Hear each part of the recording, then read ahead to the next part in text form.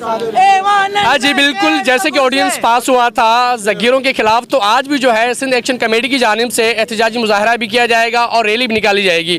Sindh governor house की तरफ जा रहे हैं। तो ये जो ज़गीर के खिलाफ ऑर्डिनेंस पास हुआ था, तो कई एहतजाजी मुजाहरे किए थे मुख्तलिफ शहरों में, तो आज भी जो है यहाँ से रैली निकाली जाएगी। हमारे कुछ लोग मौजूद हैं, उनसे बात करेंगे आखिर क्या वजह है कि अभी तक जो ऑर्डिनेंस कैंसिल नहीं किया गया है। क्या कहेंगे, क्या सिंध के साथ ये नाइंसाफ़ी हो रही है, ये होनी चाहिए? क्योंकि सबसे पहले हक जो है वो सिंध का होता है, क्योंकि ये सिंध की एक मिल्कियत है। तो क्या कहेंगे आप? जी बिल्कुल, जैसे कि आप जानते हैं कि ये तरीक़ेकार पंजाब में नहीं होता है, ये तरीक़ेकार KPK में नहीं होता है। जो भी कहीं से भी निकलता है आके सिंध की बात करता है कि भाई सिंध में ये हो रहा है, सिंध में वो चीज़ है, सिंध को हम अलग करेंगे, सिंध को सूबा बनाएंगे। तो ये है कि नाजायज़ ये सिर्फ सिंध के साथ ही हो रही हैं।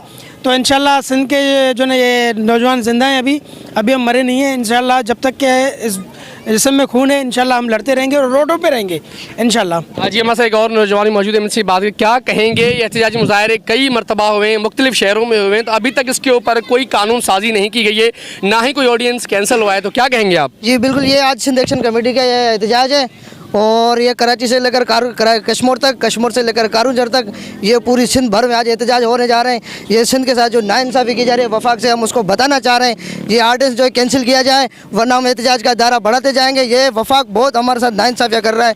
कभी कहता है हम कराची सिंध किस वफाक के हवाले करेंगे, कभी क्या कहते हैं, कभी कोई कहता है कि हम सिंध को तकसीम कर देंगे। ये हम सिंध तकसीम करने वाले बिल्कुल नहीं देंगे।